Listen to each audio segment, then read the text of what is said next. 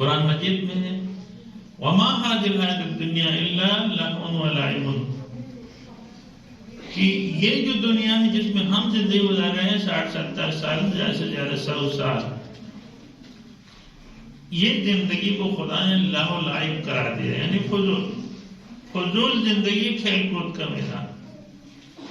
وَإِنَّ الدَّارَ الْآخِرَةَ لَهِيَ الْحَيَوَانُ، اصل جو زندگی ہے وہ موت کے بعد والی زندگی ہے۔ یہ زندگی موت کے ذریعے سے اختتام پذیر ہے، اور وہ جو زندگی ہے جو ہمیشہ رہنے والی ہے وہ موت کے بعد والی زندگی ہے۔ اب یہ جو دنیا کی زندگی ہے، یہ دنیا کی زندگی دو قسم کی ہے، ایک آزادی، مکمل آزادی، یعنی انسان کی خواہش کے مطابق آزادی، جس کو ہم نفس پرستی کہتے ہیں، کہ میرا نفس جو چاہے وہی آزادی۔ ایک وہ آزادی جو ایک آئین ہے، اس کا آئین کے ماتحت آزادی۔ اب اگر کوئی انسان اپنی نفسانی خواہشات، جس طرح آج کل نعرہ بلند ہے کہ میرا جسم میری مرضی، میرا جسم میری مرضی، یہ نعرہ اس وقت بلند ہو رہا ہے، اور اسمبلیوں سے ایسے بل پاس کیے جاتے ہیں، مثلا ٹرانسجنڈر جیسے، غیر الاسلام دین فلن یقبل منہ وہو فی الآخرۃ من الخاسرین۔ اب اس زمانے میں دین اسلام کے علاوہ کوئی اور دین کی تلاش میں رہے گا تو اس سے وہ دین قابل قبول نہیں سمجھا جائے گا، بلکہ وہ آخرت میں خسارے میں۔ ہمارے پیغمبر کے آنے کے بعد اس سے پہلے جو دین عیسائی تھی وہ ختم، اس سے پہلے جو موسوی دین تھی وہ ختم، اس سے پہلے ابراہیمی شریعت تھی وہ ختم۔ اب چونکہ یہ دین اسلام ایک مکمل ضابطۂ حیات ہے، آپ جانتے ہیں مکمل ضابطۂ حیات، جس میں ایک انسان کو زندگی گزارنے میں کوئی کمی کوتاہی نہیں ہے، کوئی نقص نہیں ہے اس زندگی میں۔ اب دیکھیں، اگر اب ایک تصور کریں کہ خداوند تبارک و تعالیٰ نے ہمارے لیے ایک آئین دیا ہے تولید نسل کے لیے ازدواج کا۔ ایک مثال، اب کوئی خاتون کہتے ہیں میں آزاد ہوں، میں کسی ایک مرد کے ماتحت کیوں رہوں، میں ایک مرد کے ماتحت کیوں رہوں؟ خدا نے ایک مرد کو یہ اختیار دیا ہے کہ وہ 4 عورتوں کے ساتھ دائمی شادی کر سکتا ہے، اور جو ہے سینکڑوں عورتوں کے ساتھ دعا پڑھ سکتے ہیں، میں کیوں ایک مرد کے نیچے رہوں؟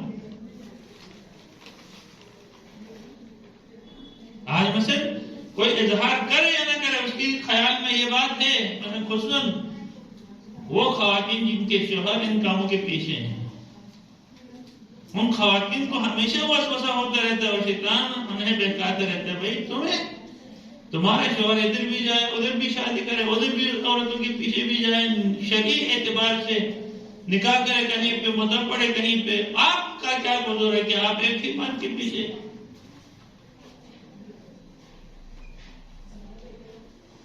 شیطان اسی طرح وسوسہ کرتا ہے۔ اب یہ قانون الہی ہے۔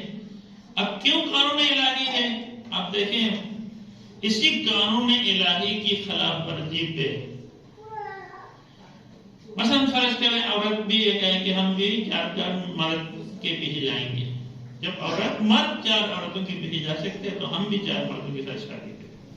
اگر یہ ایک سوچ پیدا ہو جائے، اس کے مطابق عمل ہو، تو آپ بتائیں، فرض کریں آپ کا بچہ پیدا ہوا، آپ بتائیں وہ بچے کس کا ہوگا؟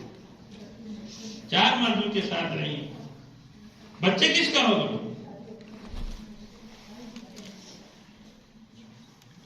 مرد تو بچے نہیں کرتا ہے، عورت بچے کرتی ہے۔ ابھی جب 4 مردوں کے تصرف میں رہے تو اب یہ بچے کس کا ہوگا؟ یہ مشکل یہاں پہ خدا نے اس مشکل کو دیکھ کے کہا کہ اب عورت نے صبر کرنے میں اس کو پھر جنت میں دوں گا اس کا جو ثواب۔ یہ ایک مسئلہ ہے۔ دوسرا مسئلہ آپ خود دیکھیں میرے بہنوں اور ماں، اس وقت معاشرے میں عورتوں کی تعداد زیادہ ہے یا مردوں کی تعداد زیادہ ہے؟ اکثر و بیشتر گھروں میں عورتوں کی تعداد لڑکیوں کی. میرے گھر میں مثلا میرے 6 اولاد ہیں، ان میں سے 4 لڑکیاں ہیں، 2 بیٹے ہیں. اب اسی طریقے سے ہر گھر میں عورتوں کی تعداد، اسپتال میں سے رپورٹ ملی ایک دن میں 9 بچے پیدا ہو گئے، ان میں سے 1 لڑکا تھا، 8 لڑکیاں تھیں. اب بتائیں اگر ایک مرد ایک عورت پہ گزارا کرے تو پھر باقی 3 عورتیں کہاں جائیں؟ اور اس وقت آپ اسی حکم شرع کے سامنے تسلیم خم نہ ہونے کی وجہ سے آپ کو پتہ ہے اس وقت ہماری بیٹیاں کہاں سے بدر کر رہی ہیں، ہماری بہنیں، ہماری گلگت بلتستان کی بیٹیاں پنجاب میں در بدر کر رہی ہیں، چنار میں در بدر کر رہی ہیں، اپنے والدین سے دور.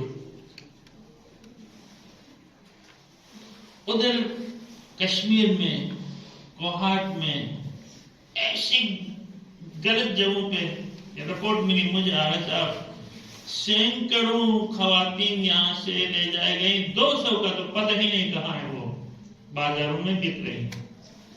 جو بندہ یہاں پہ آگے کیونکہ خواتین گھر میں ہوں تو مسائل بھی زیادہ ہیں، ان کی کھانے پینے کے مسائل، پھر ان کی جو ہے عفت اور عزت کا مسائل، جو ماحول اتنا بگڑا ہوا ہے. ایسے ماحول میں کہ گھر میں جہاں پہ تربیت بھی نہیں ہے، اب ایسے ماحول میں گھر میں 5-5 6 لڑکیاں ہوں اور ان کو تو وہاں پہ ہمیشہ نہیں رکھا جا سکتا ہے. ان کے لیے شوہر کی ضرورت ہے. اگر جائز طریقے سے ان کا نکاح نہ ہو تو پھر وہ ناجائز طریقے سے ایسے راستے اختیار کرتے جس سے خاندان کی بدنامگی ہوتی. اسی وجہ سے والدین جو بھی آ جائے وہاں پٹھان آ جائے، شیعہ آ جائے، سنی آ جائے، اس کے حوالے کر دیتے ہیں تاکہ، اور پھر وہ وہاں لے جانے کے بعد یہاں تک تو آپ کے سامنے عاجز بنتے ہیں، لیکن آپ ان کے ہاتھ میں نکاح کر کے دینے کے بعد پھر ان کی مرضی ہے وہ ملائے نہ ملائے. کتنی لڑکیاں آج میں لیے مرکز میں ہوں، اتنے مسائل ہیں، خدا شاید اکثر و بیشتر وہاں پہ بھیک مانگنے کے لیے آتی ہے وہی عورتیں ہیں جو وہاں سے ان سے شادیاں ہو گئی.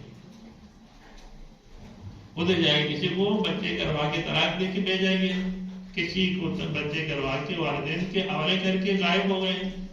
بہت سارے مسائل. اب اور پھر تعداد آپ سب جانتے ہیں ہمارے دشمن کتنے زیادہ ہیں، ہمارے دشمن کتنے زیادہ ہیں. اور ہماری آبادی اس گلگت بلتستان میں زیادہ ہے. ہماری آبادی کی نسبت کو چینج کرنے کے لیے، تناسب کو چینج کرنے کے لیے آپ حیران ہو جائیں گے. ایک دفعہ یہاں پہ ایک کیس آیا میرے پاس، بندہ قتل ہوا تھا. توجہ میری ماں بہنوں، ایک کیس آیا اس میں بندہ قتل ہوا تھا. اس کیس میں اہل سنت کا تھا وہ بندہ. میں نے ان کے ورثاء سے پوچھا ان کے بچے کتنے ہیں جو قتل ہو. کب 22 بچے ہیں. 22 بچے ہیں، ان میں سے 18 جو ہیں وہ لڑکے ہیں، باقی لڑکیاں ہیں.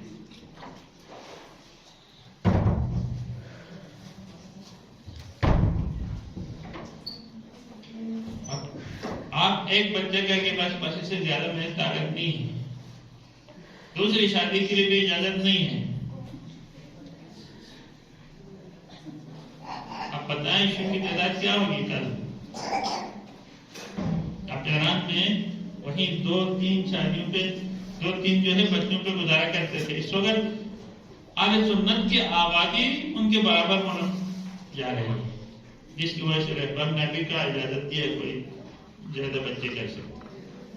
اب ہم شیعوں کی کیوں، ہمارے دشمن بھی زیادہ ہیں، شہید بھی ہم زیادہ ہوتے ہیں. اب یہ صرف اور صرف اسلام کے حکم کے سامنے تابعداری نہ ہونے کی وجہ سے ہمارے لیے یہ سارے مسائل۔ آپ دیکھو واقعہ میں بہت سوچتا ہوں اپنی ماں بہنوں کے اوپر جو ہمارے علاقے میں ظلم و ستم ہوتا ہے۔ دیکھیں اس وقت آپ کا شوہر جو ہے وہ کتنا کام کرتے ہیں اور آپ کتنی کام کرتے ہیں۔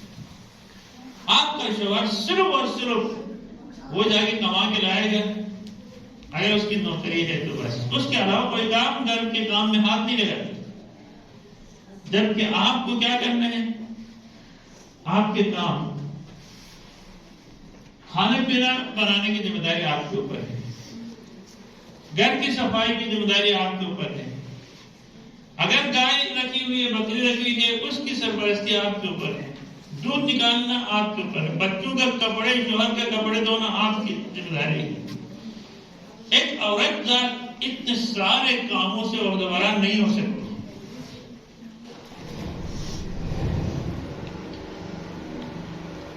ایسے میں بعض خواتین جو واقعی ہوشیار ہیں، لائق ہیں، وہ کوشش کرتی ہیں کوئی کنیز نوکرانی گھر میں لا کے رکھیں۔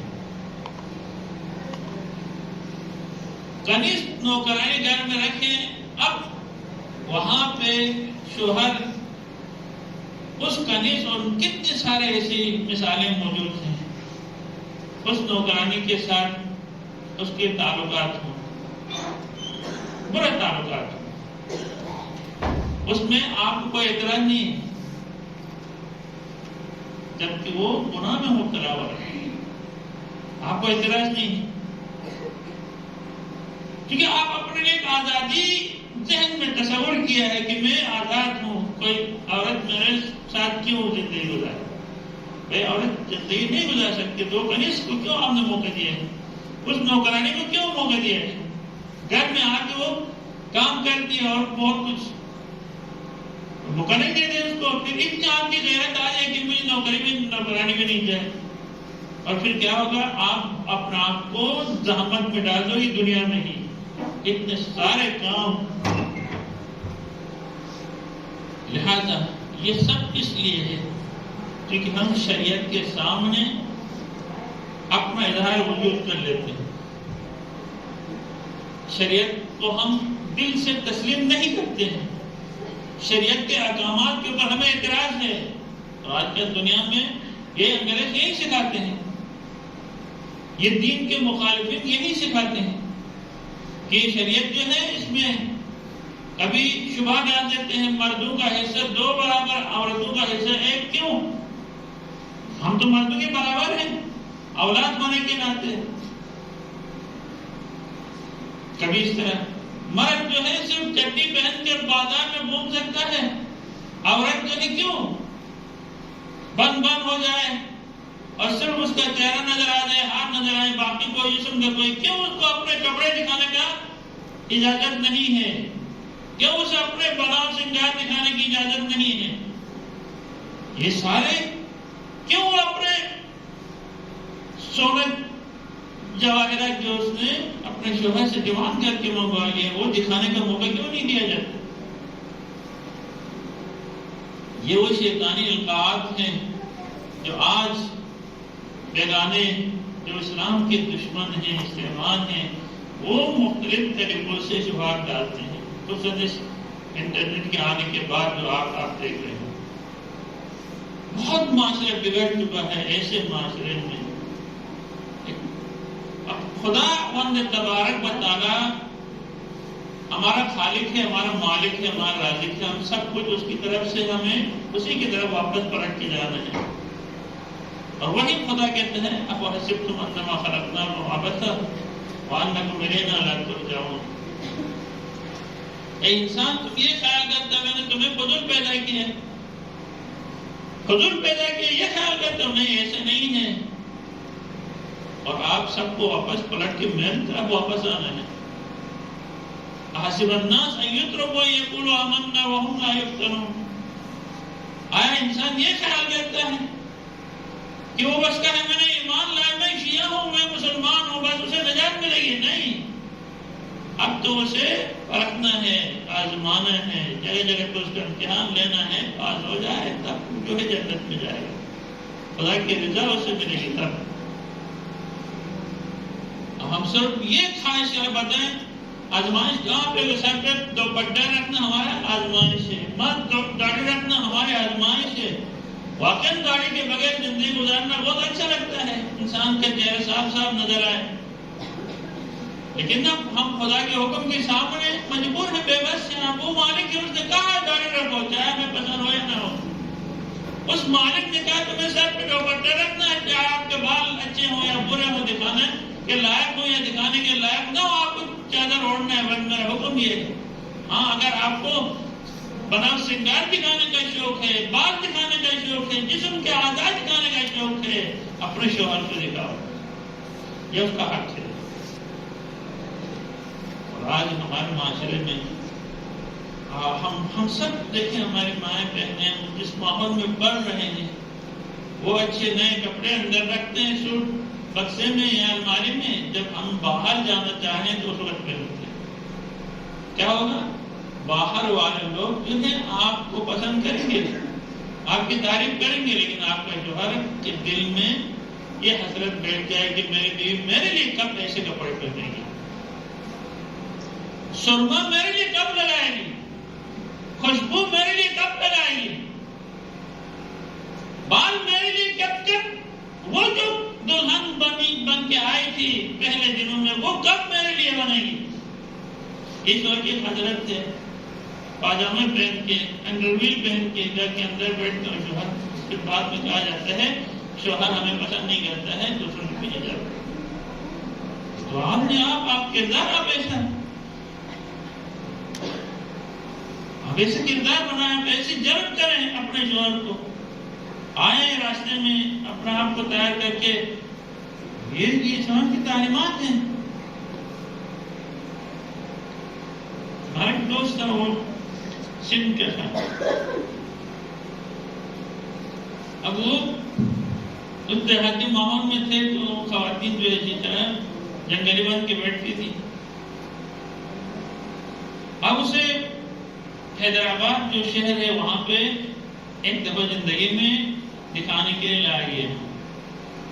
اس نے دیکھا وہ عجیب و غریب قسم کی عورتیں اس نے دیکھی، بال بنائے ہوئے، عجیب و غریب کپڑے پہنے ہوئے، بناؤ سنگار کے ساتھ، بڑے حسن و جمال والی خواتین دیکھ کے وہ پریشان ہو کے گھر واپس پہنچتے ہیں۔ گھر پہنچنے کے بعد اپنی بیوی سے کہتے چلو گھر سے نکل جاؤ، تم کوئی عورت ہو، عورتیں تو وہاں حیدرآباد میں بیٹھی۔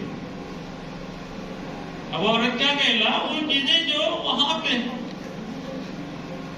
ان کے لیے دستیاب ہے وہ آپ لے کے آئیں، خوشبو لائیں، میک اپ کے سامان لائیں، لیکن خبردار میری ماں بہن، آپ کا شوہر آپ کا سر کا تاج ہے، آپ کا شوہر آپ کی چھتری ہے، آپ کا شوہر آپ کی دنیا ہے، آپ کا شوہر آپ کا آخرت ہے۔ اگر اس شوہر کے علاوہ کسی اور کو راضی کرنے کی، کسی اور کے دل میں بیٹھنے کی، کسی اور کی توجہات اپنی طرف مبذول کرانے کی کوشش ہو جائے تو خدا شاید کہ وہاں پہ شوہر سے بھی جاؤ گی، دوسروں سے بھی محروم ہو جائے۔ اب یہ اسلام کی تعلیمات، اب ایسی تعلیمات کی روشنی میں عورت کا ہے کہ نہیں، میں جو ہے ایک عورت ہونے کے ناطے میں ایک انسان ہوں، میری خواہشات ہیں، میں اپنی خواہشات، عورتیں ہیں جو کائنات کی سب سے افضل ترین عورتیں، چار، ان میں سے ایک فرعون کی بیوی جس کو آسیہ کہتے ہیں، یہ نہ کسی پیغمبر کی بیٹی تھی، نہ کسی پیغمبر کی بہن تھی، اور نہ ہی کسی مذہبی گھرانے کی کوئی خاتون تھی۔ فرعون جو انا ربکم الاعلی، میں آپ سب کا بڑا پروردگار ہوں، اس کی بیوی تھی۔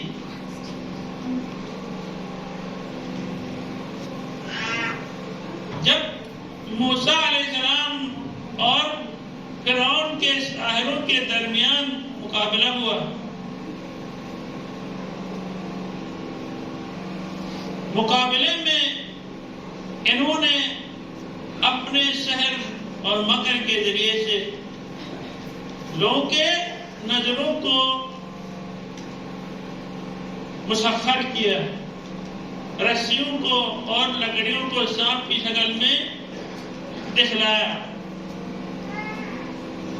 دھوکہ تھا، فراڈ تھا، لیکن جناب موسیٰ علیہ السلام نے اپنا عصا، اپنی لاٹھی پھینکی، ان کی طرف پھینکی تو حقیقی اژدہا بنا اور ان کے سارے بنائے ہوئے سحر اور جادو کو نگل لیا۔ تو سب سے پہلے جادوگر جو ہے سجدے میں گر گئے۔ اب مجھے ہمیں خدا سمجھ میں آ گیا، یہ تو خدا نہیں ہو سکتا، اصل وہ خدا ہے جس نے موسیٰ علیہ السلام کو بھیجا ہے، وہ خدا ہے۔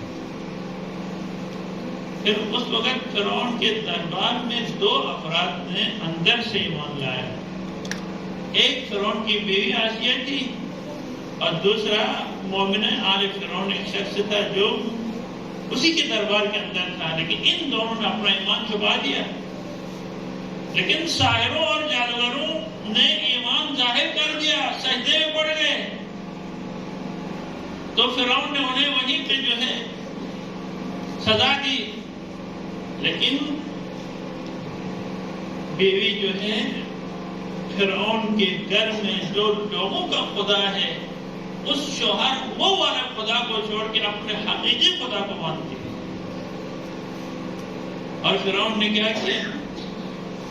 جب اسے پتہ چلا کہ آج واپس میری خدائی کو قبول کرو ورنہ تمہیں بری سزا دوں گا، لیکن اس نے اس کی خدائی کو قبول نہیں کیا۔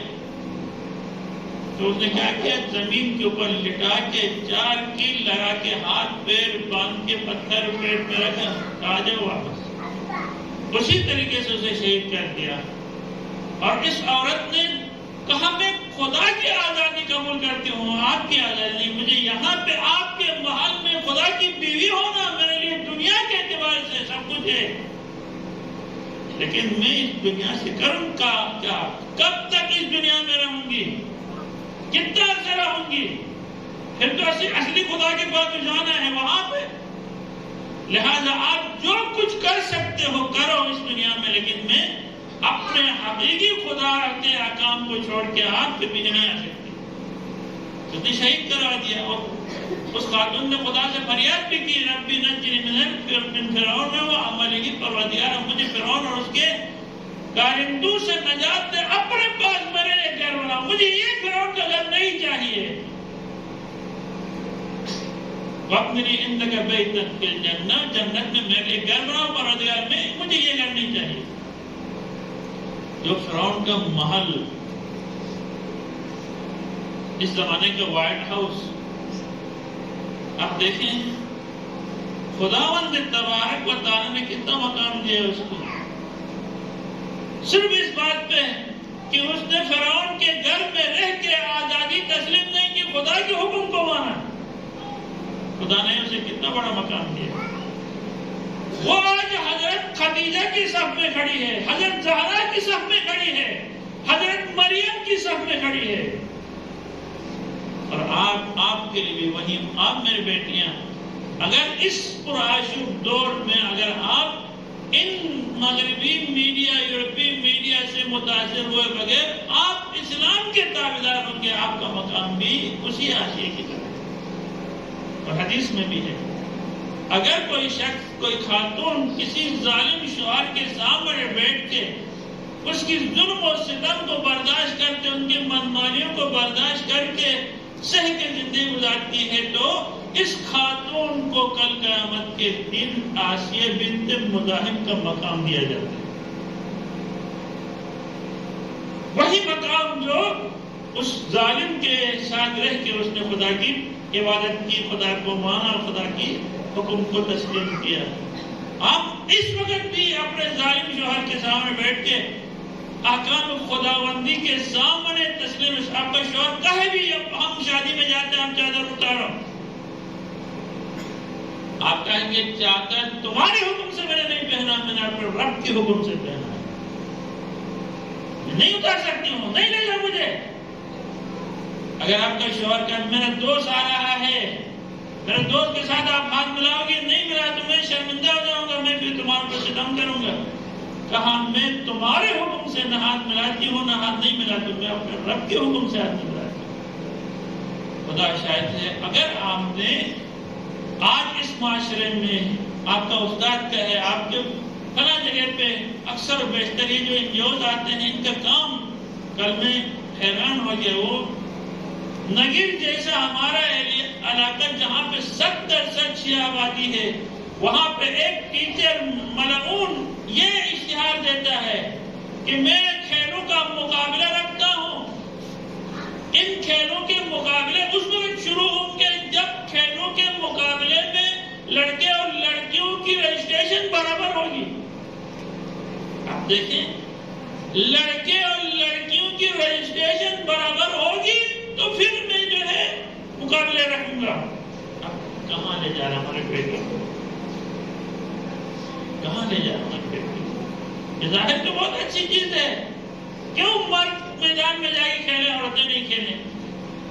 جہاں پہ آپ کے اوپر زیادہ پابندیاں ہیں، اتنا آپ کا مقام بہت اونچا ہے، بلند ہے، خدا کے پاس آپ کا مرتبہ اتنا۔ اور حدیث میں بھی ہے، جتنی دنیا میں جو لذتیں زیادہ لے گا، آخرت میں اس سے لذتیں کم ملیں گی۔ جو دنیا میں لذتیں کم لے گا، آخرت میں لذتیں زیادہ ملیں گی۔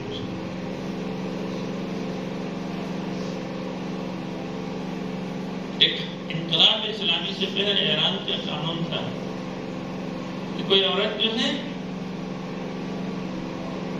چادر پہن کے سر پہ دوپٹہ اوڑھ کے بازار نہیں نکل سکتی تھی۔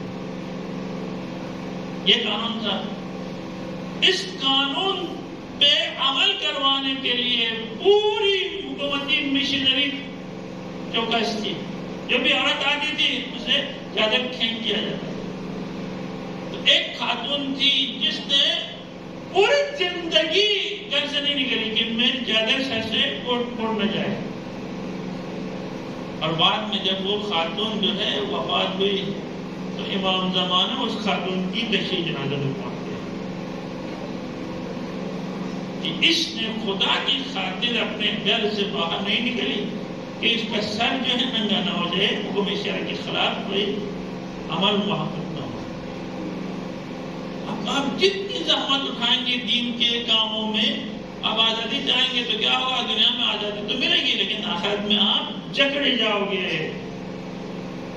آپ آخرت میں قبر میں جکڑے جاؤ گے۔ آپ ابھی اس وقت تو انٹرنیٹ میں یہ ساری باتیں آتی ہیں، پھر عورت مر گئے اس کے دفن کرتے ہی کل وہ دکھا رہے تھے، ایک قبر دکھا رہے تھے، اس قبر کے اوپر کہیں پہ سانپ نکل رہے ہیں، کہیں پہ جو ہے بچھو نکل رہے ہیں، اور پورے قبر کو ڈھک دیا ہے بچھو اور قبروں نے، بچھو اور سانپوں نے۔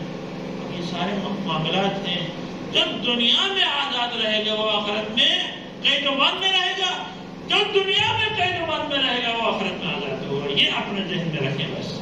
پھر اس وقت آپ یہ نہ کہیں کہ زند آزادی اور جو ہے اپنے اختیار، وقت ابھی چونکہ آسان ہو چکا ہے تو لہٰذا میں اس سے زیادہ آپ کو زحمت نہیں دوں گا۔ آپ کی نماز پڑھیں، آپ کی نماز پڑھیں گے انشاءاللہ۔ پھر کوئی پروگرام ہوتا ہے آگے باقی معاملات میں آپ کی خدمت میں عرض کروں گا۔ آپ ماں سے گزارش یہ بات ہے اپنی بیٹیوں کو اور اپنے خواتین کو، معاشرہ بہت بگاڑ کی طرف جا رہے ہیں، انشاءاللہ ہم سب ملیں گے تو معاشرے کی اصلاح ہوگی۔ والسلام علیکم۔